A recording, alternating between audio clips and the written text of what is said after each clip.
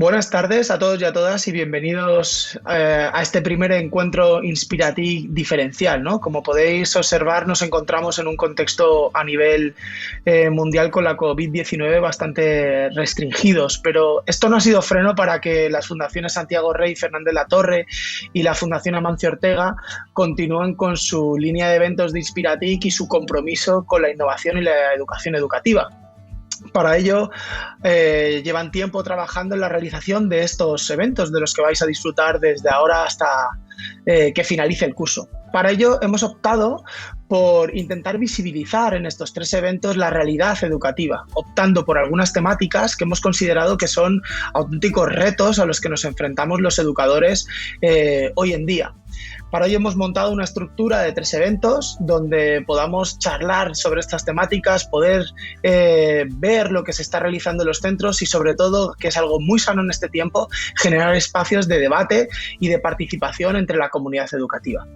Para ello tenemos un primer evento, que es en el que vamos a desarrollar en el día de hoy, en el que contamos, como veis aquí en pantalla, con nuestro colega Ángel Pérez Puello.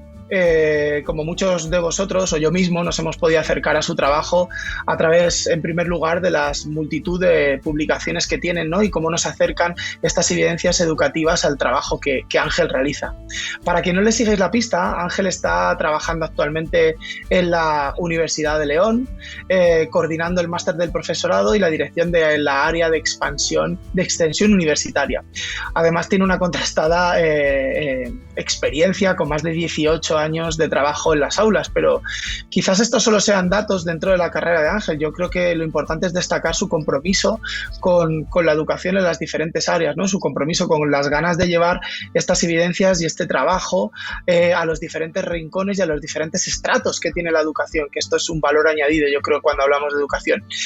Y en el último tiempo, entre otros reconocimientos, pues ha tenido la suerte de que le hayan reconocido su trabajo y su dedicación en los Global Teacher Awards de 2020, siendo premiado. Así que tenemos ante nosotros todo un lujo de compartir trabajo con Ángel Pérez Puello. Pues no sé qué decir. Gracias, Chema. Después de estas palabras que no sé si merezco, te cuento un poco y os cuento a todos de qué va a ir este primer evento. En este primer evento lo que buscamos es intentar demostrar que el cambio educativo es posible, aunque esto requiere, desde luego, de un proceso de transición si no queremos dejar a ningún docente atrás. El cambio educativo va asociado siempre, que el profesorado esté de acuerdo en cambiar, en que haya una metodología eficiente y contrastada que oriente el camino hacia la autonomía del alumnado, los procesos de evaluación formativa y compartida por parte del alumnado y, sobre todo, un desarrollo competencial que sea claro y sencillo. Si algo los docentes nos están reclamando desde hace mucho tiempo, a la administración y a todos en general, es que el desarrollo competencial, que todo el mundo parece tener claro que es importante, debe estar acorde con las necesidades del día a día del aula. Y nos vamos a centrar en comprobar cómo en la escuela rural, en este caso en la escuela rural de León, se está llevando a cabo una auténtica revolución. Vamos a poder ver cómo nos encontramos en una verdadera punta de lanza de la educación del siglo XXI y vamos a ver cómo en diferentes centros un grupo de profesores, sus familias y sus alumnos, por supuesto, están trabajando de una manera que difícilmente podemos renunciar a conocer si queremos que el cambio comience. El segundo evento en el que Chema nos va a acompañar, ¿qué voy a decir de Chema? Chema es maestro de primaria, tiene un máster en educación, es profesor de la Universidad Rey Juan Carlos, imparte clase en diferentes másteres de universidades nacionales y extranjeras y es un divulgador de esos que encanta escuchar. Es creador del blog Pizarras Abiertas, ha sido galardonado con innumerables premios, uno de ellos el Premio Nacional de Educación en 2013. Es cofundador de Niuco, una empresa vinculada a la educación y hacia un cambio centrado sobre todo en la implementación de metodologías con una base de neuroeducación. Es experto en la formación y consultoría de entidades educativas, en gestión de liderazgo y, sobre todo, me gustaría destacar la empatía y la capacidad de trabajo que tiene, algunas de las virtudes y competencias que sin duda le destacan. Podríamos decir que Chema en realidad es un docente con unas ganas infinitas de aprender y de emprender, sobre todo en aquello que está relacionado con la educación. Oh, qué guay, Ángel. Muchas gracias. Pues he tenido la suerte de organizar este segundo evento con vosotros y especialmente con ese empuje que tú has estado aportando, ¿no, Ángel? Este segundo evento tiene una particularidad, ¿no? Y es que parece que siempre que hablamos de innovación o de calidad educativa, la asociamos a ciertos contextos socioeconómicos o socioculturales, ¿no? Y este segundo evento lo que pretende es romper ese cliché y ver que, aunque es cierto que hay entornos que son más desfavorecidos, que a priori tienen menos cantidad de o mejor o peor carta de manos, ¿no? Va a conseguir llevar una educación de calidad a través del compromiso de esta comunidad educativa, ¿no? Y para ello lo que hacemos es adaptar el modelo educativo a sus circunstancias sociales, económicas y culturales. Y vamos a ver cómo la didáctica y la pedagogía tienen una oportunidad ante estos hechos, ¿no? Como, por ejemplo, el diseño universal para el aprendizaje, el trabajo dentro de las comunidades educativas nos va a poder llevar y nos va a poder acercar esas problemáticas llenas de compromiso y de pasión que hará que se puedan llevar y salvar hacia adelante las dificultades o los propios problemas del contexto. Todo una experiencia y todo un reto ver cómo la calidad educativa puede llegar a todos los estratos, y creo que esto debe ser un compromiso de los educadores, ¿no? Que esto al fin y al cabo es calidad y esto es bueno para todos. Para el tercer evento contamos, como veis en pantalla, con nuestro colega Ciro López. Ciro López, yo me acerqué a su trabajo igual que al de Ángel. Claro, al fin y al cabo somos colegas de profesión, pues te acercas a lo que otros van haciendo, ¿no? Y aprendes de otros. En este caso recuerdo el libro, en el momento en el que me acerqué al libro de Presente, que ya solo la propia estética tan sumamente rompedora e innovadora me hizo plantearme lo que iba a encontrarme dentro de él, ¿no? Si entráramos un poco más en las líneas de su currículum vitae de Ciro, pues hablaríamos que es una persona, es un artista, lo primero, y es un formador. Es especialista en creatividad, en espacios educativos y en comunicación, que esto lo vais a poder disfrutar durante la mañana, durante la tarde de hoy. Es un humanista tremendo. Conjuga a la perfección la pintura, el diseño, la fotografía, diferentes artes escénicas, y todo ello lo hace desde una perspectiva con un compromiso brutal hacia los derechos humanos. Yo he tenido la suerte además de poder haber participado en unas jornadas con parte de su equipo de trabajo en su estudio, y bueno, Ciro nos tiene preparada una gran sorpresa en este evento 3. Muchísimas gracias, y de verdad es que es un lujazo poder compartir y sobre todo aprender, ¿no?, de vosotros y de toda esta comunidad que nos estamos poniendo a través de la red. En este tercer evento es un poco, al final, yo creo, ese postre en este menú tan intenso de sabores educativos, donde vamos a abordar el tema de los espacios, ¿no? Es decir, cómo podemos diseñar una escuela, todo un ecosistema donde el proyecto educativo se viene fortalecido, y unos espacios que generan, potencian el aprendizaje, la creatividad. Podernos plantear, ¿no?, cómo debiera ser hoy, en el siglo XXI, esa aula o esos patios donde estén presentes todas las inteligencias múltiples, o cómo podríamos dar pasos para naturalizar la escuela. ¿En qué medida la tecnología, cómo debe estar presente el mobiliario para potenciar las nuevas metodologías? Y, por supuesto, ver en qué medida esta personalización del aprendizaje se puede traducir en una escuela feliz, donde la belleza y la socialización de todos los que habitan la escuela pues dan un sentido profundo a la vida de cada alumno. Por eso que de verdad que muchísimas gracias por abrir este espacio de reflexión compartida. Bueno, pues si me permitís, y para intentar cerrar esta presentación del primer evento, me gustaría que una frase fuera el leitmotiv de todo el mismo, que es que las excusas no tienen solución, los problemas sí. Así que afrontemos los problemas de uno en uno y comprendamos que no estamos solos en la situación cotidiana del aula, donde cada uno creemos que nuestros problemas son individuales y únicos. Y entendamos que juntos y compartiendo podemos conseguir que los resultados sean aquellos que esperamos.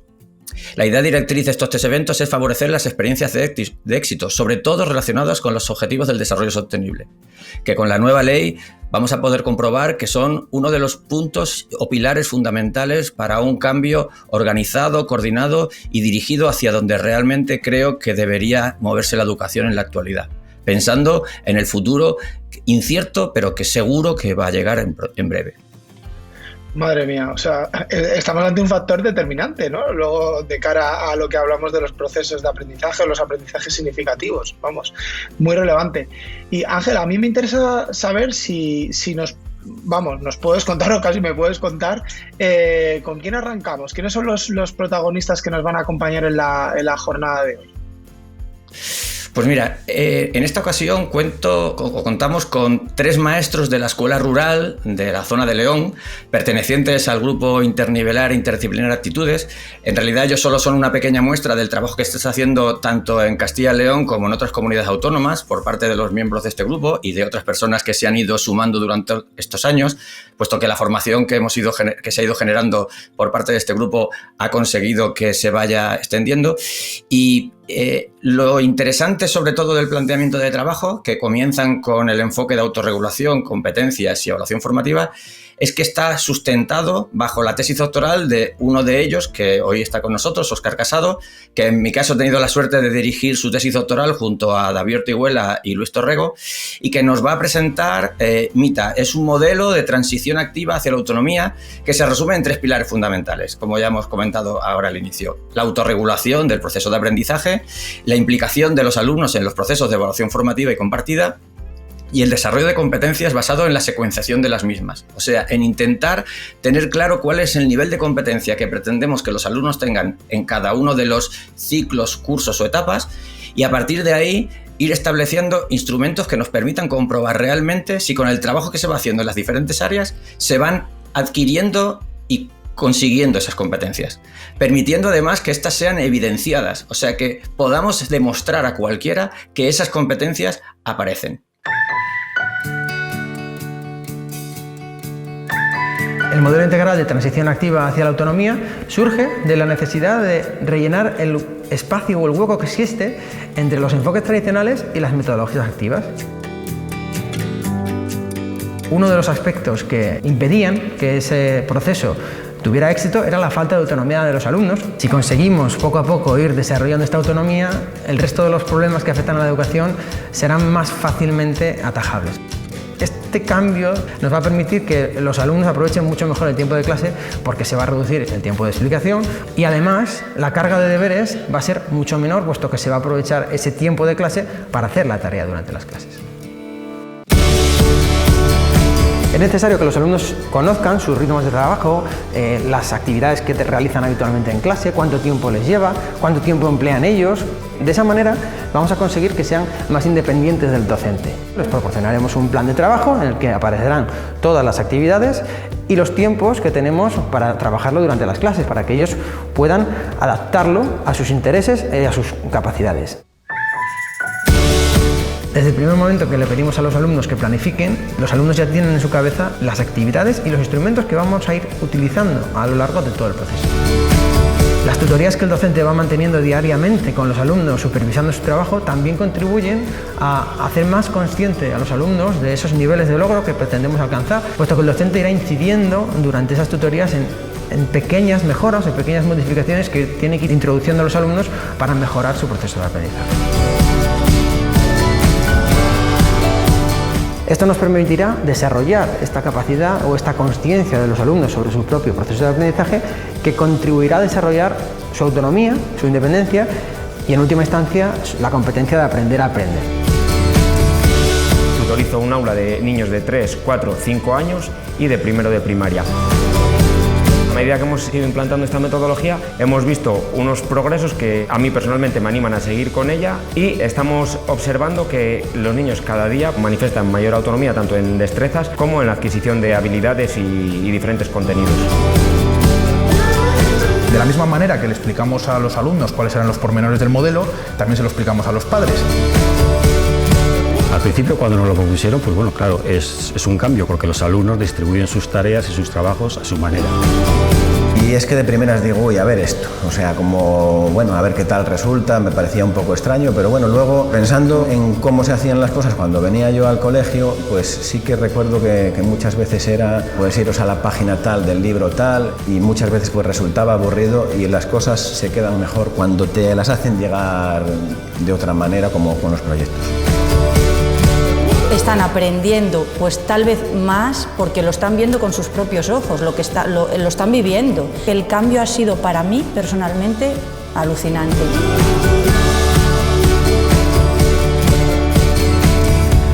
Para mí es un verdadero orgullo presentaros a las 3 personas que están acompañándome aquí. Son miembros del Grupo Actitudes desde hace muchos años. Llevan una larga trayectoria, no solamente de formación, sino de trabajo con su alumnado. Y precisamente están aquí por el éxito que han ido acumulando durante estos años, y sus experiencias creo que son imprescindible conocerlas si queremos resolver algunos de los problemas de los que hemos estado hablando y que el nuevo cambio educativo nos exige. En primer lugar, presento a Óscar, maestro tutor de primaria de la localidad de Castro Calbón, en el CRA de Hería Jamuz. Después tenemos a Hugo Medina Melcón, director del CRA Vega de Lesla, que comprende las localidades de Algadefe de Vega y Toral de los Guzmanes. Y en tercer lugar, pero no por ello menos importante, por supuestísimo, Raquel Fernández Alegre, tutora de un aula unitaria en Folgoso de la Ribera, perteneciente al CRA Valle de Boeza, todos ellos en la provincia de León. Una de las contradicciones que más nos surgía solucionar era precisamente la del modelo de enseñanza. Tenemos un modelo de enseñanza, y eso lo dicen los estudios, en el que predomina el enfoque tradicional, en el que la enseñanza es pasiva y el alumno es un mero receptor de las explicaciones del maestro. Bueno, pues ese enfoque lo que genera es que no haya tiempo para la personalización y para la individualización. Y estos son 2 principios de las normas educativas, o sea, de las leyes. Desde la LOCSE ya nos estaban hablando que precisamente lo que teníamos que hacer era personalizar el aprendizaje. Claro, si el sistema de enseñanza que utilizamos impide eso, tenemos un problema. Entonces, derivado de eso, además, se genera que los alumnos no consigan independizarse del docente, puesto que el profesor es el que establece en todo momento lo que sucede en el aula, cuándo sucede y en qué orden.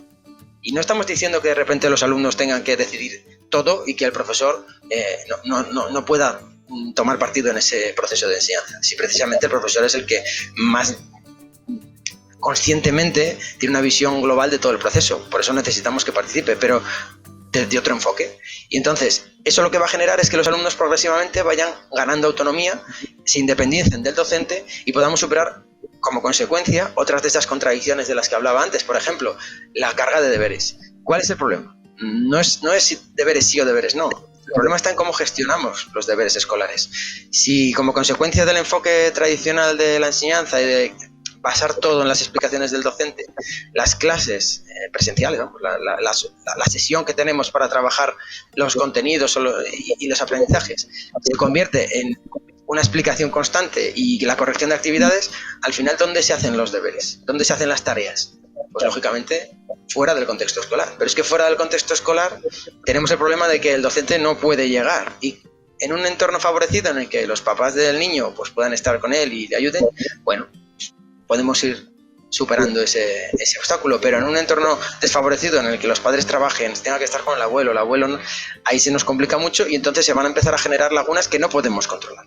Así que no es cuestión de deberes sí o deberes no, es cuestión de vamos a intentar buscar un sistema que permita a los alumnos o a los propios profes gestionar los deberes de manera más eficaz y más acorde a las necesidades de cada niño. Pero entonces la pregunta que nos tenemos que hacer, y que ahora, además de hablar tú, espero que también pueda intervenir Hugo y Raquel, es ¿cómo se trabaja con Mita? O sea, ¿cómo se trabaja la autorregulación? ¿Cómo se consigue que el alumnado adquiera ese punto de autonomía que permite que, independientemente de que tenga la posibilidad o no de que sus padres les puedan ayudar en casa o otra persona pueda ayudarle en casa, es suficiente con el tiempo de clase y su capacidad para trabajar de forma autónoma en casa si es que es necesario, porque en clase no ha tenido tiempo suficiente para hacerlo?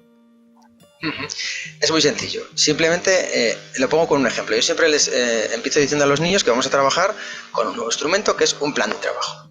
que no nos lo hemos inventado nosotros. Esto ya viene también del siglo pasado con Freinet y los planes que empezó a utilizar él. Pero bueno, lo hemos adaptado un poquito para que incorporen ese plan tanto las actividades que vamos a empezar realizando durante la unidad didáctica, que pueden ser perfectamente del libro, como otro tipo de actividades pues más divertidas, más contextualizadas, que vamos a ir incluyendo en la unidad didáctica. Este plan, además de esas actividades, incorpora una temporalización, un calendario, para entendernos, en el que ya hemos ido poniendo algunas actividades que el profesor decide que se van a hacer en un día concreto, pero otros muchos huecos de ese calendario quedan vacíos, de manera que son los propios niños los que tienen que planificar las tareas que aparecen en ese plan y ubicarlas en los distintos momentos que tienen disponibles a lo largo de esa temporalización. Lo interesante de todo esto es que yo siempre les digo a los niños que yo no voy a mandar deberes, pero se ponen muy contentos porque no voy a mandar deberes, pero también les explico que eso no significa que no vayan a existir los deberes, sino que eso lo van a decidir ellos. ¿Por qué? Porque la primera consecuencia de no poder cumplir con esa planificación es que van a llevar tarea para casa. ¿Qué tarea? La que no hayan podido hacer en esa sesión. Lo que pasa es que ahora cambia completamente el enfoque, porque antes la sesión era explicación más corrección y un poquito de trabajo, y ahora lo que es entera para el trabajo. Por lo tanto, es poco probable que al niño no le dé tiempo de hacer la tarea. Independientemente, en el caso de que no le diera tiempo para hacer la tarea, la puede terminar en casa porque serán pocas actividades o pocos ejercicios. Al día siguiente se revisan esos planes y se sigue trabajando. Antes de empezar a trabajar, el profesor lo que hace es revisar que esa planificación sea viable, sea realista. ¿Por qué? Porque lo que nos damos cuenta es de que para que los niños sean autónomos necesitan conocerse a sí mismos. ¿Por qué? Pues porque tenemos que partir de la realidad, y la realidad la marcan precisamente sus capacidades, su ritmo de trabajo. Si el niño no es consciente de cuál es el volumen de trabajo que puede afrontar para realizar en una hora, es imposible que se planifique de manera realista. Pero claro, si eso no lo ha hecho nunca, es poco probable que la primera vez que lo haga, de repente sepa ya que es que no es capaz de hacer más de 5 actividades, o que la actividad de trabajo en parejas para hacer un dictado me lleva media hora o una hora. Claro, por eso necesitamos al principio ayudarles mucho, porque las planificaciones que van a hacer normalmente no son muy realistas. Pero a medida que van pasando y va evolucionando el curso, se van dando cuenta de todos esos aspectos que son metacognitivos, o sea, están por encima de lo que envuelve al aprendizaje, y entonces empiezan a ser más conscientes del tipo de tareas que tienen que hacer, de cuánto tardan, de cuánto pueden dedicar, y de esa manera estamos consiguiendo que los alumnos empiecen a autorregularse, porque la teoría nos dice que para que exista autorregulación, así muy resumido, es necesario que exista un momento de planificación en el que el alumno tenga que tomar decisiones, un momento en el que tenga que ir monitorizando esas actuaciones para comprobar que efectivamente están siguiendo y cumpliendo la planificación, y un momento de evaluación de todo el proceso, ya no vinculado al rendimiento académico, sino a la actuación concreta que ha tenido a lo largo de todo el proceso para cumplir con la planificación, de manera que pueda evaluar si la planificación que realizó era ajustada a la realidad, podía ser viable de realizar. Y entonces, una vez que estamos generando esos 3 momentos en el aula, que de esta manera sí que lo conseguimos, podemos asegurar que estamos trabajando con esa autorregulación. Y entonces, mientras los alumnos que están planificando, o sea, están trabajando, el tutor tiene tiempo para irse desplazando por cada una de las mesas, por cada uno de los alumnos, para ir supervisando ese trabajo y realizando tutorías individualizadas, porque de otra manera sería completamente imposible, ya que tendría la atención colectiva de toda la clase. Ahora ya no sucede esto. Hugo, por favor, cuéntanos, porque lo que nos está contando Óscar parte de un primer punto de trabajo en el que no se abandona el libro de texto, que quizá puede ser uno de los grandes problemas cuando se introducen metodologías activas, que hay gente que piensa que el objetivo es dejar ya el libro de texto. ¿Cómo se hace ese proceso de planificación sin abandonar inicialmente el libro de texto, pero teniendo en claro que el libro va a pasar a un segundo plano, dejando de ser tan importante? Después nos contaréis qué más actividades se pueden hacer, pero cuéntanos un poco cómo funciona ese trabajo. Bueno, a mí en primer lugar, siguiendo un poco el hilo de lo que acaba de contar Óscar, yo creo que el gran mérito de plantear la autorregulación a los alumnos, o el gran principio del cual debemos partir todo el trabajo, es primero de que a los alumnos les resulta muy seductor ser ellos los responsables y los que van a lograr, digamos, planificar todo y van a decidir, etcétera. Y luego también es muy importante la utilización del error, un poco lo que decía Óscar, el que tengan que aprender qué tareas son capaces de hacer cada día, cuál es su capacidad de trabajo, cómo aprovechan el tiempo, cómo son eficaces, aprovechar ese error, digamos, de manera didáctica, ¿no? Para decir, bueno, te has equivocado, encima el responsable eres tú, no soy yo, no son tus padres, eres tú. Entonces, lo bueno es que la solución también está en tu mano. Organízate mejor. Aprovecha este error para no volverlo a cometer. Entonces, para mí eso me parece que es básico y muy importante dentro de este modelo. Respecto a la pregunta concreta que me realizas, ¿cómo se va partiendo de un modelo más tradicional en el cual el libro es... incluso lo que me marca el ritmo es que hoy tengo que hacer 10 ejercicios y tiene que ser hoy, no pueden ser mañana, y parece que marcan nuestro trabajo en muchas ocasiones, pues como todo es progresivo. Primero hay que cambiar la concepción de lo que es un libro de texto de cualquier editorial. Al final no deja de ser un elemento de consulta, como lo puede ser Internet, como lo puede ser los diccionarios tradicionales y como lo termina siendo el profesor en este modelo. Entonces lo que hay que ir es restándole importancia. Simplemente es un lugar donde tenemos una serie de ejercicios que encima todos no son adecuados, hay que seleccionar cuáles son los que nos van a servir y los que no, y cada vez abandonando más actividades de las que te vienen en el libro para ir introduciendo propuestas distintas. Perfecto. El aula está claro que cambia su estructura habitual. Puede parecerse al planteamiento por rincones, que probablemente mucha gente conozca, aunque no es una metodología por rincones. Los alumnos se pueden mover libremente por el espacio y van utilizando las zonas donde son más necesarias para realizar determinadas actividades. Puede ser un rincón de lectura, puede haber un rincón de ordenador, puede haber un rincón para hacer el periódico. Bueno, puede haber zonas más específicas y después su propio pupitre o el grupo de mesas donde ellos trabajan habitualmente, aunque ahora con la situación del COVID no pueden estar juntos, pero habitualmente están en pequeños grupos de trabajo, generalmente heterogéneos. Perfecto, hasta ahí bien. Pero Raquel, ¿cómo utilizamos el espacio exterior? Si el espacio exterior también nos permite generar aprendizaje, ¿forma parte de este tipo de trabajo del que estamos hablando? ¿Este trabajo de autonomía permite utilizar el espacio de alrededor del centro de una manera diferente o solamente trabajamos dentro del aula? Para nada. El espacio exterior es una parte fundamental en el trabajo por proyectos, bueno, y yo creo que en el desarrollo de cualquier tipo de metodología. Por un lado, aprovechamos el espacio exterior, en el caso de Folgoso, porque el entorno es increíble. O sea, tenemos naturaleza, es un pueblo que tiene mucha riqueza cultural, entonces aprovechamos el entorno para que los niños aprendan. ¿Aprendan a qué? Pues es tan sencillo como si estamos viendo la unidad didáctica o el tema de los seres vivos, pues qué mejor forma de que los niños lo vean con sus propios ojos. Nos vamos al campo, hacemos una pequeña ruta y los niños recogen información que están viendo. No solamente vamos a hacer la ruta y volvemos para el cole. Vamos a hacer la ruta, los niños llevan su nota, su agenda, apuntan lo que van viendo, lo que van oliendo, lo que van sintiendo y todo eso lo llevan al aula para después construir ellos mismos su propio tema. El típico tema que viene en el libro, nosotros no se lo explicamos, son ellos mismos los que van construyendo su propio aprendizaje, eso por un lado. Y por otro lado, yo creo que es fundamental hacer a los niños conscientes de que no son los ciudadanos del futuro, son ciudadanos del presente y forman parte de un todo. Entonces es muy importante hacer ese tipo de aprendizajes servicios que se puede llegar a denominar y colaborar con su entorno y sentirse parte de... Ellos son de un pueblo, viven en un pueblo y ellos pueden hacer cosas para que el pueblo mejore a la vez que ellos están aprendiendo.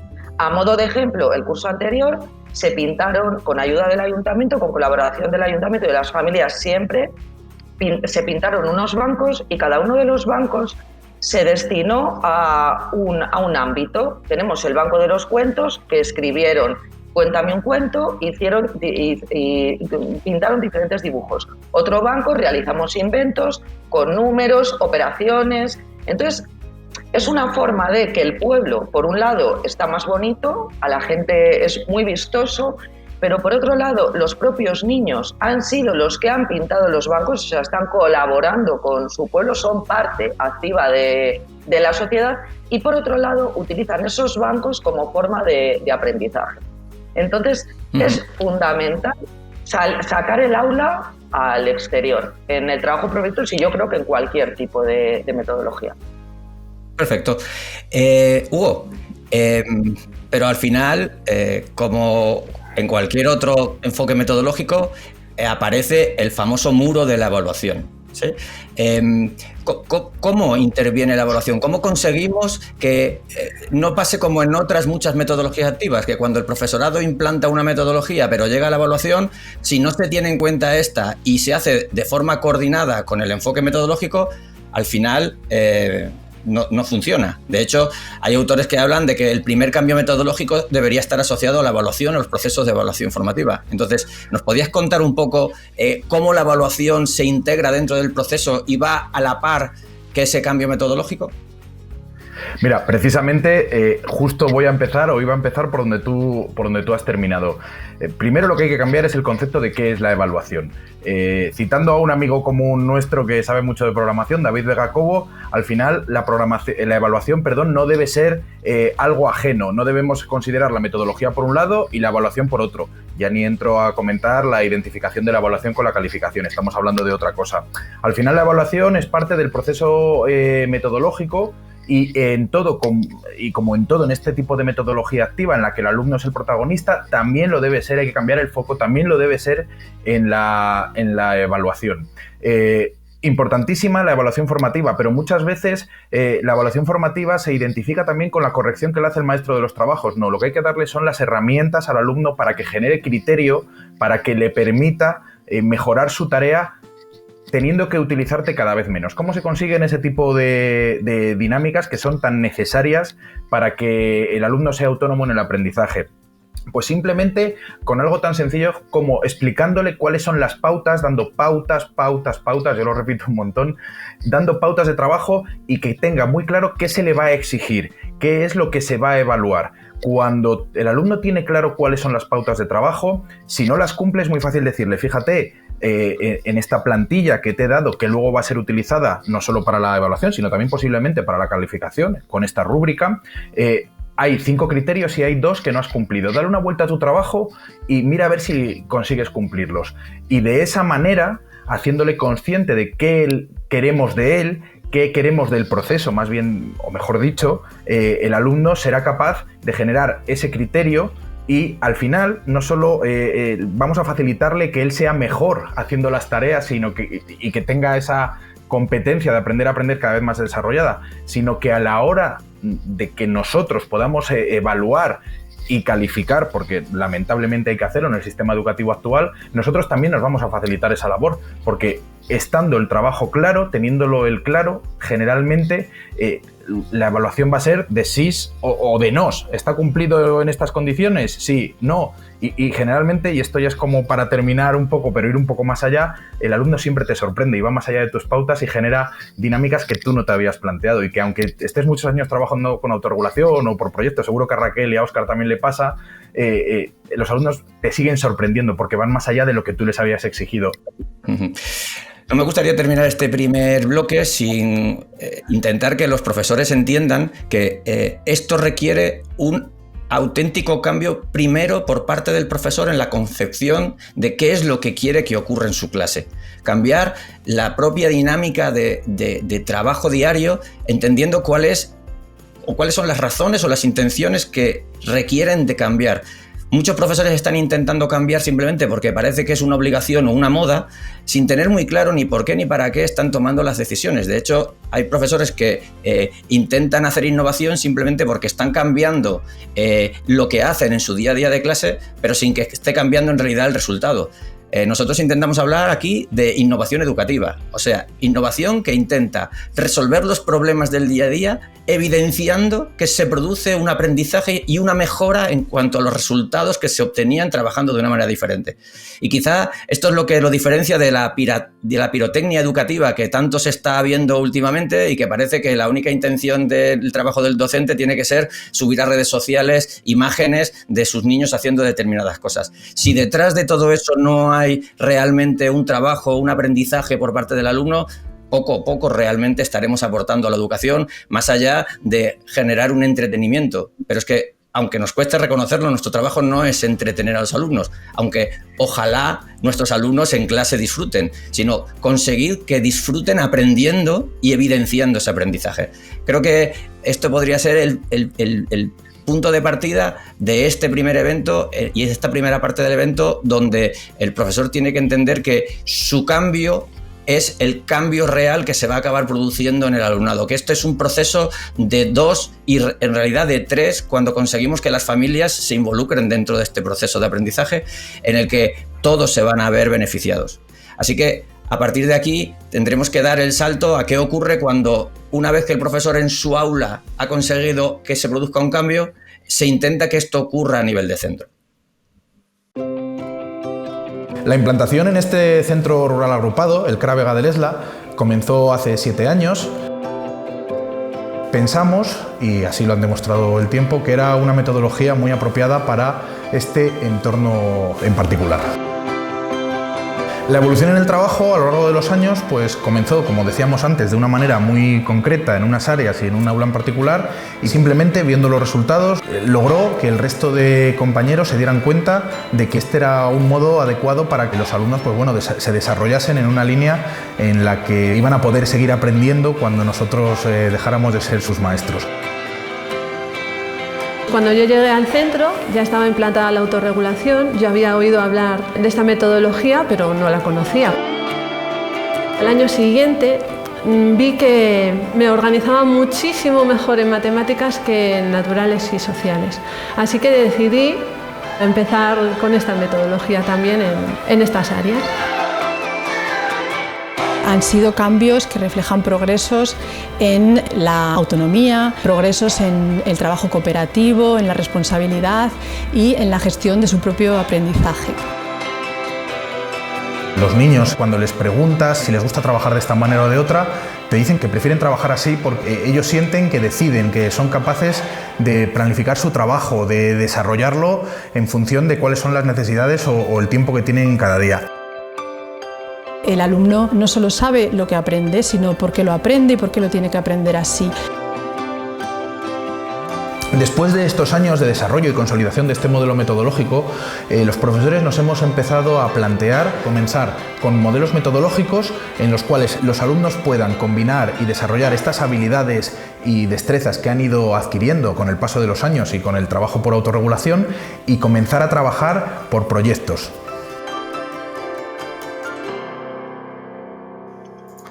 Bueno, pues ahora, además de Óscar y Hugo, nos acompaña Andrés, uno de los padres del centro del CRA. Y como hemos ya anticipado, la pregunta primera es obligada, Hugo.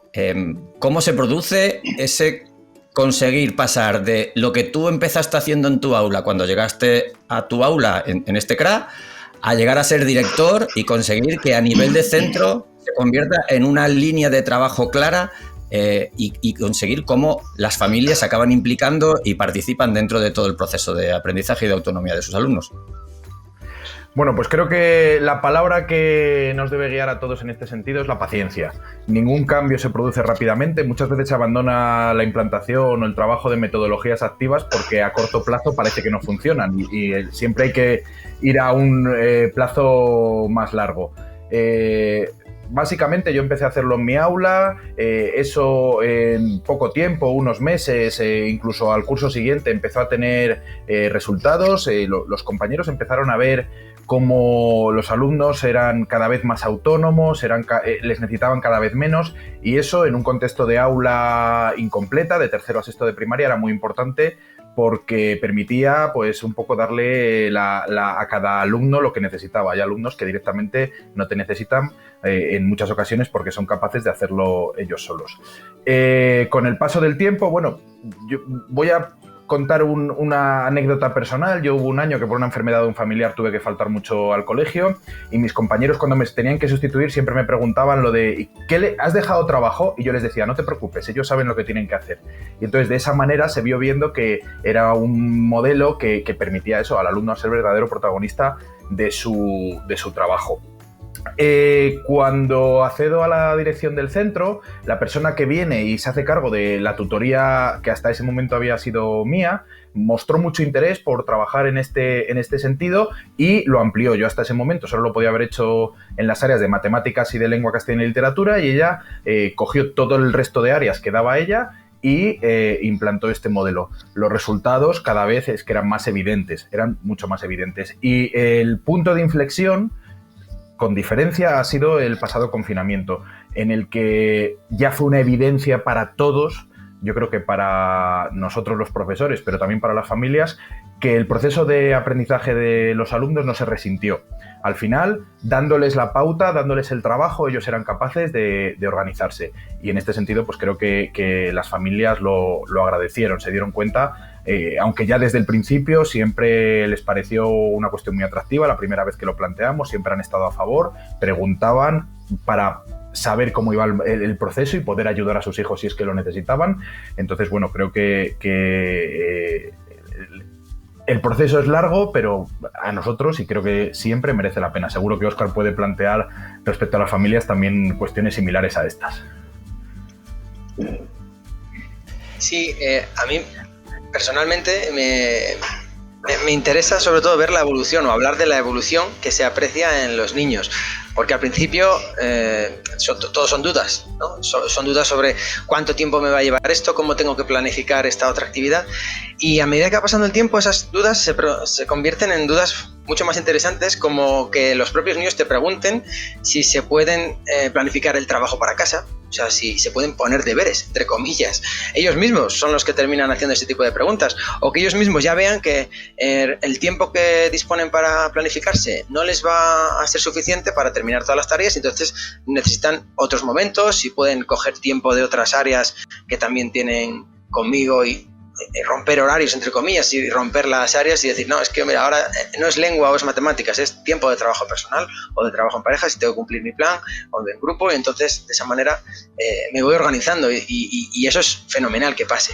Lo interesante, como decía, no solamente es ver que esto pasa en la clase, sino que cuando yo hablo con las familias, al principio se muestran siempre muy escépticas, como decíamos antes, no creen que vaya a ser posible alcanzar los objetivos cuando son ellos quienes deciden cómo lo tienen que hacer y cuándo lo tienen que hacer. De hecho, en la reunión inicial, cuando yo les explico esto, siempre hay risas de, bueno, sí, mi hijo va a ser capaz. Bueno, no te lo crees ni tú. Y lo que yo intento hacer es anticiparles cosas que van a ir sucediendo. Y se lo digo ya en esta primera reunión porque como ya tengo experiencia, ya sé lo que va a suceder, o antes o después sé lo que va a terminar sucediendo, y siempre intento que ellos aprendan a observar y que les enseñen. O sea, que enseñarles lo que tienen que ir observando. Por ejemplo, a mediados de curso siempre hay familias que vienen y te dicen que empieza a haber ya transferencia, no solamente en esa percepción de autonomía a nivel de gestión de tareas escolares, sino también en tareas domésticas, recoger la habitación, preocuparse por eventos familiares, porque claro, ahora los tienen que tener en cuenta para realizar la planificación, porque si se ponen mucha tarea y no terminan, igual por la tarde tienen que hacer deberes, pero claro, si por la tarde tienen actividades extraescolares o tienen que ir con la abuela al médico a no sé dónde, necesitan tener esa información por adelantado. Y entonces es muy gracioso cuando viene alguna madre y me dice que, bueno, es que les ha montado una gresca porque ha surgido un imprevisto y tuvieron que ir a acompañar a un familiar a no sé dónde y claro, no pudo cumplir con la planificación. Bueno, eso solo demuestra el nivel de compromiso y de responsabilidad que se adquiere con este tipo de propuestas. Y lo adquieren los niños por su propia voluntad y actividad. La gran pregunta es, ¿qué opinan los verdaderos protagonistas? ¿Qué opinan los niños? Así que, si me permitís, vamos a poner el vídeo de una de tus alumnas que nos va a contar qué es lo que ella opina de todo este proceso de trabajo. Llevo trabajando desde segundo de primaria con la autorregulación y creo que es un buen método para organizarte como tú quieras, porque algunos días por la tarde tenemos extraescolares y nos ponemos menos ejercicios. Cuando acabamos una materia podemos ponernos con otra porque aunque el profesor no esté, sabemos lo que tenemos que hacer y así aprovechamos el tiempo y ayudamos a los compañeros. Durante el confinamiento nos ha servido de ayuda porque por las mañanas nos podíamos programar como querábamos y hacer las asignaturas. Estas habilidades nos servirán para el instituto y para la vida. Bueno, Andrés, esta es tu hija. y no es la única además que ha pasado por el centro. Cuéntanos cuál es tu visión y sobre todo la de tu mujer sobre qué ha ocurrido y cómo os habéis sentido cuando vuestros hijos se han involucrado de forma tan intensa dentro de un proceso de autorregulación, puesto que la primera de tus hijas estuvo una parte de su escolaridad en el centro, pero la segunda ha estado durante toda la escolaridad con este sistema. Sí, la verdad que sí, es un método muy bueno, muy práctico y muy positivo. Al principio, cuando nos lo propusieron en el colegio, pues claro, los niños tenían sus dudas, y nosotros también, por supuesto. Como todo lo nuevo, pues surgen dudas, ¿no? Pero para nada fue así. La verdad que lo encajaron muy bien y hasta el día de hoy sin ningún problema. Y este método, la verdad que también se nota en casa. A la hora de hacer los deberes, saben lo que les corresponde hacer, sus tareas, y yo, bajo nuestro punto de vista, no demandan tanto la presencia de los padres porque saben sus tareas. Hombre, siempre hay alguna pequeña dificultad en algún deber que les tenemos que echar una mano, por lo menos en nuestro caso. Y luego, la verdad, lo que hablabais en la pandemia, era todo en incertidumbre, no se sabía lo que iba a pasar. Al final se suspendieron las clases presenciales, se tuvieron que hacer online o bien por Telegram, y para nada se notó en el rendimiento escolar. Fue perfecto, la verdad es como que estuviesen en clase, fue un rendimiento excepcional. Y bueno, lo único que echaban eran de menos a los profesores y a los compañeros, eso sí, eso lo echaban mucho de menos. La verdad que para nosotros, para nuestra familia, ha sido es un método muy positivo y con buenos resultados. Hace que los niños sean más independientes y se repartan las tareas así como ellos saben y sean más autónomos, vamos. La verdad que un método muy bueno y muy positivo. Bajo nuestro punto de vista, nuestra familia. Además, en el caso de Paula, sí, además en el caso de Paula, yo creo que ha asumido con tanto compromiso el modelo y el sistema que es una ayuda más. Es casi como tener muchas veces un profesor de apoyo dentro del aula, porque ella muchas veces acoge a los alumnos nuevos que entran, se levanta a explicar, porque esas dinámicas, se hablaron antes, esas dinámicas de autonomía son maravillosas. O sea, ella además, no sé, yo siento mucho orgullo cuando la veo trabajar, porque asume el modo de ayudar que ha visto en sus maestros. Nunca da la respuesta, sino que hace a sus compañeros ir hacia ella. Y bueno, yo creo que eso también pasaba con Andrea, que es la niña mayor que ahora está ya en el instituto, pero me parece eso. Que por cierto, le ha resultado muy positivo este método ahora en el instituto. La verdad que le ha resultado muy positivo. Sí. Claro.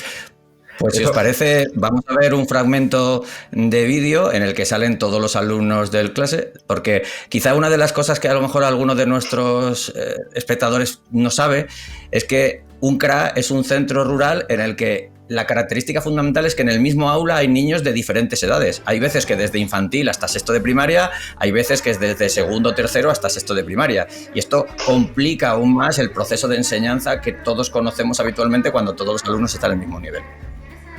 Hugo, seguís evolucionando por lo que vemos en el vídeo y estáis dando el paso a proyectos, ¿sí? ¿Cómo influye este trabajo de autorregulación en ese tránsito hacia los proyectos que después además abordaremos con Raquel, pero que en tu caso comienza ya a ser una realidad? ¿Qué opinión tienes en general de este trabajo? Bueno, soy consciente que lo que se ha visto en el vídeo es muy vistoso, pero realmente lo que desde el punto de vista docente nos interesa es el proceso que concluyó en ese producto final.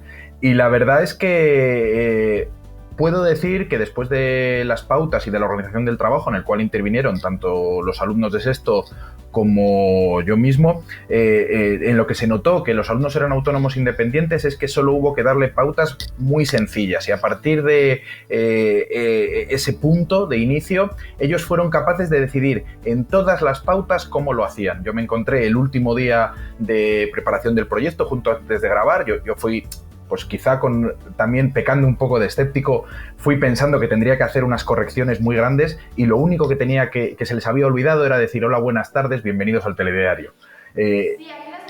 Habían ido más allá de lo que yo les había pedido.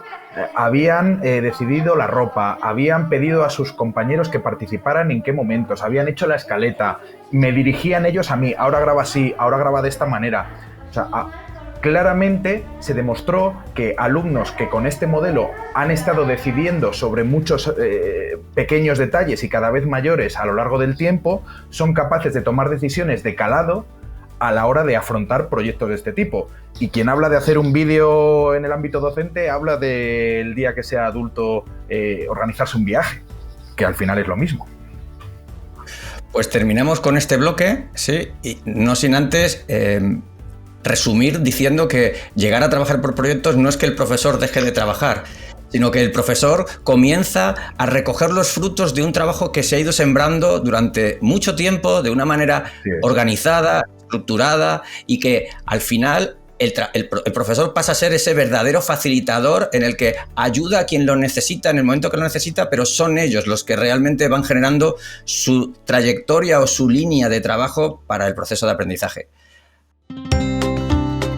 La transición al trabajo por proyectos requiere como primer punto que el alumnado adquiera cierta autonomía. Eso lo podemos conseguir a través de metodologías activas como la autorregulación o bien otras y mucho más cuando se trata de un aula multinivel, como es el caso del aula que tenemos en Folgoso de la Ribera, que tenemos alumnado desde primero de primaria hasta sexto de primaria.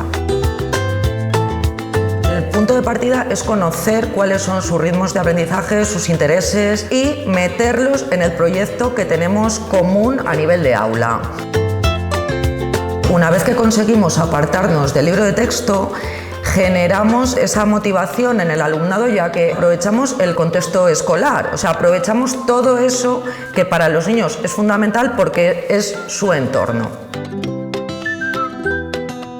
Una vez que los niños están trabajando, el docente, entre comillas, tiene tiempo libre, que no es tiempo libre, precisamente es tiempo que dedica a realizar una evaluación individualizada del seguimiento de esos planes, de las actividades que van realizando cada uno de sus alumnos, va pasando individualizadamente por cada una de las mesas, va trabajando con ellos, va consultando cómo han realizado las actividades y aclarando las posibles dudas que hayan podido surgirles, pero son dudas que solamente le afecta y le interesa a ese niño en concreto, por tanto ya sí que estamos consiguiendo algo tan importante como es la individualización del aprendizaje. En el trabajo por proyectos es fundamental tener en cuenta que, aunque la cara visible suele ser la tutora, todos los maestros y maestras que dan clase a los niños tienen que tener una gran implicación, ya que supone en muchos casos cambio de horarios, un día tenemos previsto una actividad y se hace otra. Cuando les hablo de que aquí a veces hacen talleres de cocina, que tienen un huerto y salen a plantar o a recolectar, que salen al exterior, pues es como que dicen, pero ¿a qué van los niños al colegio? ¿A pasárselo bien? Y es que digo, ¿por qué se lo tienen que pasar mal? Es que se implica a los niños con el pueblo, se hace que valoren su entorno y aprenden con él. Además, todas estas cosas pues rompen un poco lo que es la educación tradicional de aprender las cosas ahí a chapa, si me permitís la expresión. Uno de los proyectos que llevamos a cabo el año pasado tenía como objetivo principal que el alumnado conociera y valorara su entorno más próximo. Cada niño tuvo que investigar, seleccionar la información y hacer un pequeño texto que luego fue grabado explicando ese entorno en concreto. Lo que se hizo después fue enlazarlo a un código QR y se colocaron unas plaquitas en la zona. Cualquier persona que pase por esos lugares puede escanear el código y quien aparece son los propios niños explicando ese lugar. Lo que ven es que los niños adquieren una mayor autonomía en el centro, que llevan mucho menos deberes, pero además que esa autonomía y esas estrategias de aprendizaje autorregulado que han ido interiorizando en el aula, también las aplican en el contexto doméstico. Yo esto no lo he vivido nunca, o sea, yo no cambiaría este colegio por nada. Bueno, pues vamos a por el tercer bloque, ¿sí? En este caso volvemos a contar con Óscar, tenemos a Raquel y tenemos a Elena, una de las madres del centro de Raquel, de su aula unitaria, en Folgoso de la Ribera. Raquel, lo que nos interesa ahora sobre todo es que nos cuentes un poco el trabajo por proyectos, aunque antes le voy a preguntar a Óscar cómo es el final del proceso de transición cuando terminamos con la autorregulación y hacemos el tránsito hacia las metodologías de aprendizaje por proyectos y cómo se hace ese clic, ese punto en el que una vez que tenemos a los alumnos preparados ya podemos afrontar el trabajo por proyectos de una manera segura y confiada. pues igual que siempre, de manera progresiva y asegurándonos de que no nos dejamos a nadie por el camino. La estrategia que yo utilizo es empezar a trabajar individualmente con el plan de autorregulación, y cuando me aseguro que la mayoría de los alumnos ya dominan esa técnica de planificación, empiezo a introducir actividades en pareja, puntuales. Cada niño sigue planificando individualmente, pero en algunos momentos tiene que coordinarse con otro compañero para hacer una actividad. Cuando ya compruebo que más o menos eso se ha interiorizado, damos un paso más allá y entonces les pido que planifiquen toda la unidad en parejas. Una vez que está hecho esto, empezamos a introducir actividades en grupo, es decir, en algún momento de la unidad esas dos parejas, esa pareja se tiene que juntar con otra pareja para hacer una actividad puntual. Y finalmente el último paso sería ya planificar todo desde el principio en grupos. Esto genera que progresivamente los niños vayan adquiriendo las estrategias de resolución de conflictos y de trabajo en grupo que van a ser necesarias junto con la autonomía para afrontar los proyectos. Una vez llegados a este punto, lo que hacemos ya es ir realizando, por ejemplo, proyectos de manera longitudinal, es decir, a largo plazo. Por los lunes, por ejemplo, nos planificamos hacer proyecto y entonces en su plan de grupo los lunes marcan que hacemos un proyecto. Cuando toca la sesión del lunes, todo el grupo se junta con los demás grupos y empezamos a diseñar el proyecto, ya casi de manera autónoma. Progresivamente lo que vamos haciendo es cada vez introducir más días de proyectos y menos días de trabajo vinculado al libro o a esas otras actividades que hemos venido realizando, y casi sin darnos cuenta hemos llegado al punto en el que están preparados para afrontar ya una dinámica basada completamente en el trabajo por proyectos. Raquel, nos interesa entonces ahora que nos cuentes un poco cómo se trabaja en proyecto ya realmente y nos pongas un ejemplo. A mí me encantó el proyecto que hiciste con los códigos QR, donde los alumnos se dedicaban a presentar a cualquier visitante que llegaba al pueblo vuestro entorno, la zona de la mina, la zona de la iglesia, y cómo ellos eran realmente los protagonistas cuando cualquier persona decidía visitaros, ¿sí? Cuéntanos un poco y sobre todo cómo integrabais ahí el trabajo de las diferentes áreas para que el trabajo de proyectos no sea algo complementario, sino que realmente sea el centro del proceso de aprendizaje y las materias se incorporen a ese proceso de aprendizaje. Bueno, tenemos que partir de la idea de que el aprendizaje por proyectos nos permite flexibilizar el currículo. O sea, nosotros podemos coger de esta área y hacer un mix y a partir de ahí generar el proyecto. Es fundamental, es uno de los puntos más importantes del trabajo por proyectos. En segundo lugar, las competencias y las habilidades se colocan por encima de los contenidos. Porque los contenidos, el aprendizaje de los contenidos va implícito dentro de estas habilidades, de estas competencias y dentro de esta forma de trabajar. Y en concreto en el proyecto del que me hablas, que les encantó, te encantó a ti y le ha encantado a todo el mundo, los niños, para que conocieran, la idea es que los niños conozcan y valoren el entorno en el que viven y aprendan a través de él. Entonces se nos ocurrió que qué mejor forma que los niños, cada uno decidiera uno de los lugares importantes o de interés que había en su pueblo, en Folgoso, que investigaran sobre ese entorno. Evidentemente, en función del nivel, se les dieron pautas, porque esto se hizo desde infantil. Los niños de infantil lo hicieron exactamente igual que los niños que tenemos en sexto de primaria. Hicieron una investigación. Todo eso lo pasaron, tomaron notas por escrito, hicieron un pequeño esquema, un pequeño resumen de lo que iban a hablar, luego practicaron explicarlo, les grabamos, se hizo esa grabación, se vinculó a un código QR y se colocaron unas pequeñas placas en cada uno de los lugares. Entonces, esto, el primer punto que genera es motivación, porque los niños decían, pero profe, entonces cuando venga cualquier persona y ponga el teléfono en el código, voy a ser yo explicándolo. Claro, por supuesto. Esto genera una motivación a esta actividad ya de inicio. Aparte, sin darse cuenta, están trabajando contenidos, porque, por ejemplo, el niño que habló sobre la iglesia, que es un niño que actualmente está en sexto de primaria, pero estaba en quinto, tuvo que hacer una tarea de investigación de la propia iglesia y comparar con otros tipos de arte que relacionamos con el área de ciencias sociales, con la parte de historia. otros niños tuvieron que investigar sobre la Peñona, una zona, otros niños sobre el Molino. O sea, todo eso nos sirve para trabajar la expresión escrita, la expresión oral, para realizar una investigación, para ponernos con los mini portátiles, los alumnos de cuarto de primaria, quinto y sexto de primaria, que todo eso lo pasaron un PowerPoint, hicieron una pequeña presentación. O sea, estamos a través de una actividad que parece muy sencilla, que queda muy vistosa, porque en el trabajo por proyectos lo que se hace es cierto que queda muy vistoso, pero todo está pensado.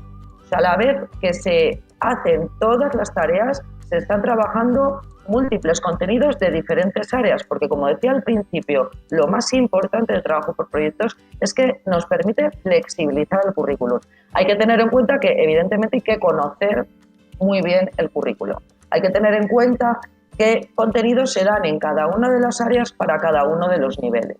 O sea, no es tan sencillo. Parece muy sencillo, no lo es. Hay mucho trabajo detrás del fin de esta actividad, pero el aprendizaje para los niños y la motivación crece exponencialmente. ¿Cómo entonces cambia el trabajo por proyectos, el ritmo de aprendizaje, la organización, la atención a la diversidad, a las características del alumnado, de las edades diferentes en las que nos encontramos, los ritmos? En el trabajo por proyectos tiene que estar todo perfectamente organizado y perfectamente milimetrado. O sea, no llegamos un día a clase, se nos ocurre una idea y la llevamos a cabo. Entonces, la organización que tiene que hacer el propio maestro, esa organización también la van adquiriendo poco a poco los niños y la van teniendo poco a poco en su cabeza. Porque ellos no tenemos un horario al uso, que es otro de los puntos fuertes del trabajo por proyectos. Nosotros no tenemos a primera hora lengua, segunda matemáticas, a tercera sociales. Tenemos ámbitos que tenemos que trabajar a lo largo de la semana. Entonces, puede ser que un día tengamos muy buen tiempo y ese día que haya sol, que no esté lloviendo, y ese día en concreto los niños decidan que van a trabajar sobre el proyecto que tienen relacionado con los seres vivos o con el ecosistema que es fuera del aula. Entonces, se hace así. Otros niños igual deciden que prefieren quedarse dentro del aula trabajando sobre las comunidades autónomas con otro tipo de materiales que tienen. Nosotros llegamos a clase y los niños deciden de eso que van a hacer, de esos proyectos que tenemos simultáneos, que estamos trabajando de forma simultánea, deciden qué hacen. ¿Cómo? Evidentemente hay actividades que están organizadas. Si nos vamos a hacer una ruta para trabajar el medio ambiente y ver los seres vivos, ahí sí que vamos todos. Pero ellos se organizan en función de sus preferencias. Al principio, pues, o sea, no nos vamos a engañar, es caótico, porque vienen de trabajar libro página 7 o es el maestro el que les dice lo que tienen que hacer en cada momento. Entonces es muy curioso porque yo les decía a los niños, podéis hacer lo que queráis, y se quedan paralizados porque no saben qué hacer, porque claro, nunca han decidido qué hacer, o en muy pocas ocasiones deciden qué hacer. Entonces, la transición es complicada, pero ellos mismos son los que se organizan, los que deciden qué tareas hacer y dónde las quieren hacer, en qué lugar del aula del aula o fuera del aula las quieren llevar a cabo. En este momento me interesa escuchar, o creo que a todos nos interesa escuchar a Elena. Hay algo que a mí me llamó mucho la atención el año pasado, el curso pasado, que nosotros tenemos una aplicación donde los padres vamos viendo cómo van los niños. Entonces vimos que los niños de 3, 4 y 5 años estaban jugando con plastilina. Cada niño hacía una parte del aparato digestivo y lo iban colocando por orden, y cada niño iba explicando el funcionamiento de cada parte que le había tocado. ¿Cuál es nuestra sorpresa cuando luego salen y explican los niños explican el funcionamiento de la parte que les había tocado a ellos y también la parte que les había tocado a los demás niños? Que en en 3 años, 4 y 5 te explican el funcionamiento del aparato digestivo o del aparato respiratorio, te quedas como... es increíble. Yo, para mí, como madre y hablando con otros padres, es que el cambio ha sido para bien, pero vamos, impresionante. Todo lo que se hace, todo lo que van haciendo, todo tiene un porqué. O sea, tú llega un momento en que piensas, ¿para qué clases de cocina? O, ay, mira, ahora están jugando con Lego, pero es que el jugar con Lego están aprendiendo matemáticas haciendo robótica. Hoy aprenden matemáticas, mañana a programar. No sé, todo tiene a trabajar en grupo. Yo he ido viendo unos cambios hasta en el comportamiento de mi hijo, que antes a lo mejor era pues son como más cerrados, y ahora los ves pues eso, que quieren jugar todos juntos, quieren hacer cosas todos juntos. Para mí ha habido un cambio y bueno, y hablando con los demás padres, pues también se ha notado mucho el cambio, la verdad. Por ejemplo, cuando hemos realizado tareas de cocina, ellos, el curso pasado, antes de todo esto, se plantea a las familias, siempre les planteamos la idea de que ellos pueden colaborar en todo lo que hacemos en el cole.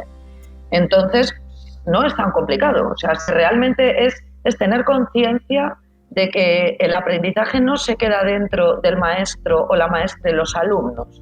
Hay que sacarlo fuera. Entonces, simplemente se les plantea a los padres que vamos a realizar talleres de cocina y que quien quiera puede venir a hacer un taller de cocina. Se les da unas pautas de los contenidos que se están trabajando y demás, y no es más. Y con el tema de las salidas al exterior, además tenemos la grandísima suerte de que en Folgoso hay la gente, las personas del pueblo se están implicando también con las actividades que se hacen, no solamente las familias.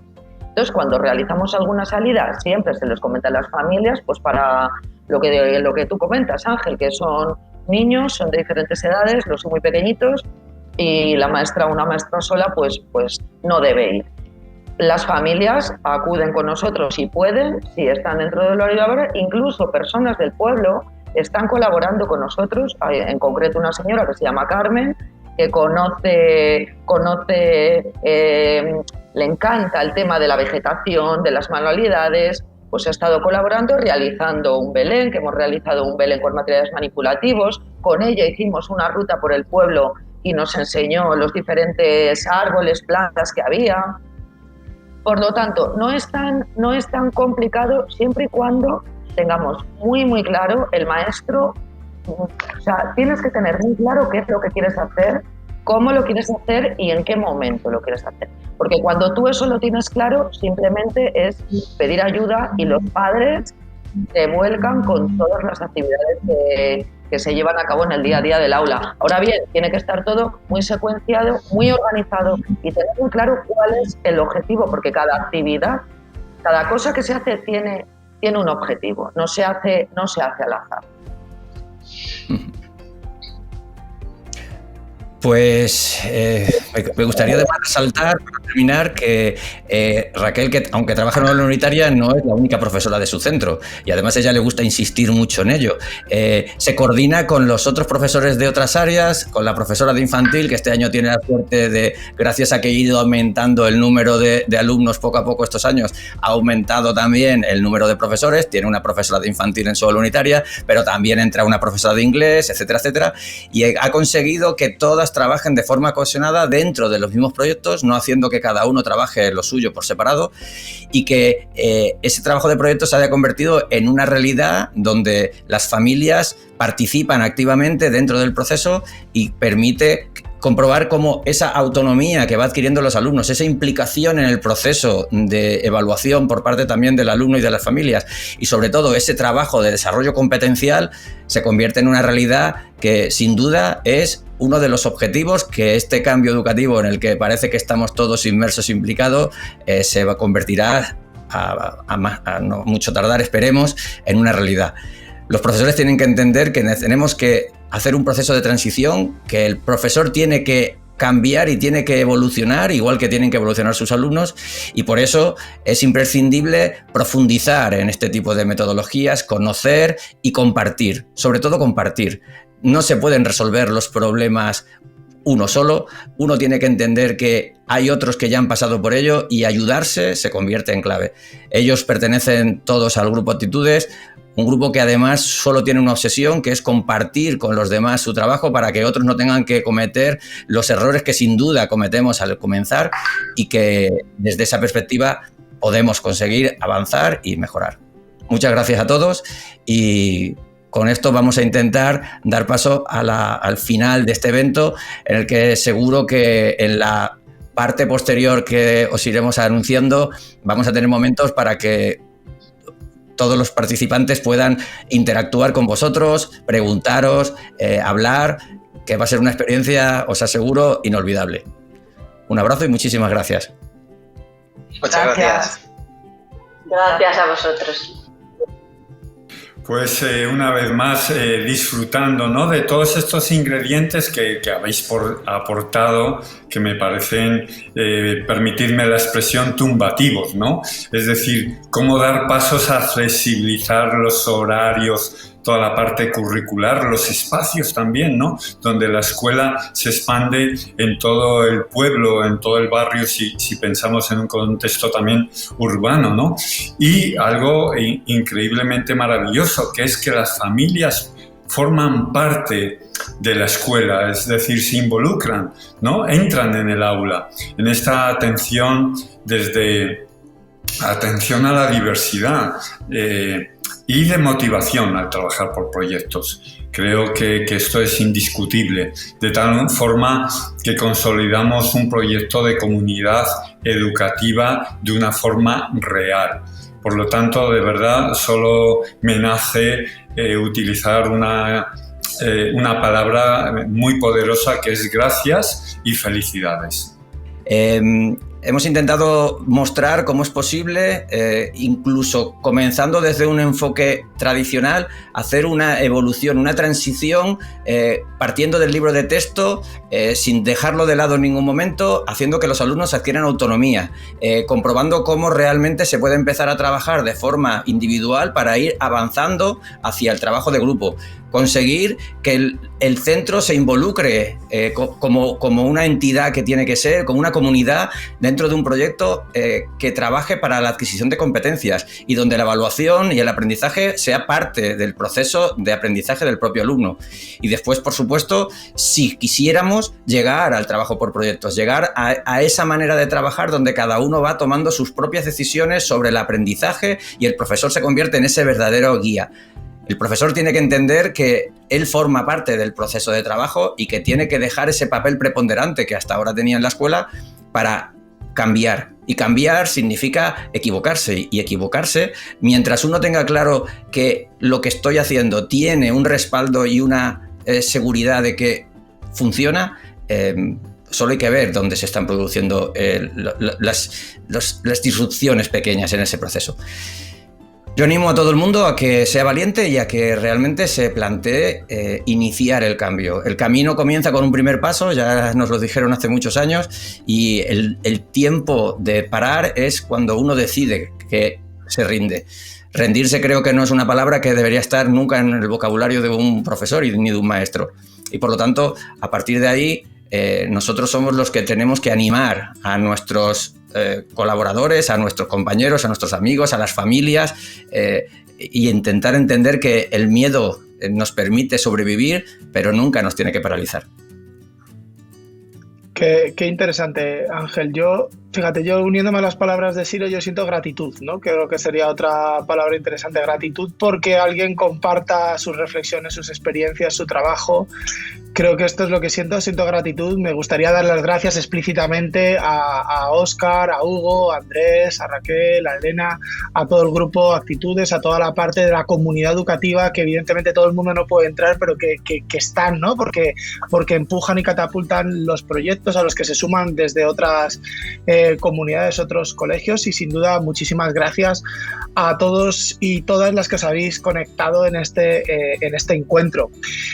Mi compromiso ahora parte por implicaros a ver si os animáis a nuestra segunda ruta, que haremos un recorrido siguiendo la A6 bajaremos de León, pasaremos por Valladolid para conocer las problemáticas concretas de un cole y seguiremos la A6 hasta llegar a Madrid para conocer a otro perfil de centro educativo donde, de nuevo, con una estructura similar a esta, en el que los propios protagonistas documentan su información, grabándose ellos mismos los vídeos, generando ese contenido de qué es lo que quieren comunicar de su manera de trabajar en este evento 2, donde veremos cómo llevar la excelencia y la calidad educativa dentro de las escuelas, quizás en contextos más desfavorecidos. Así que nos vemos en el próximo Inspiratic y muchas gracias a todo el mundo, en especial al equipo que ha producido, a vosotros, Ángel, Siro, por el currazo y la dedicación, y a todos los profesores y profesoras por su dedicación y su pasión diaria. Muchísimas gracias. Gracias a todos. Felicidades a todos.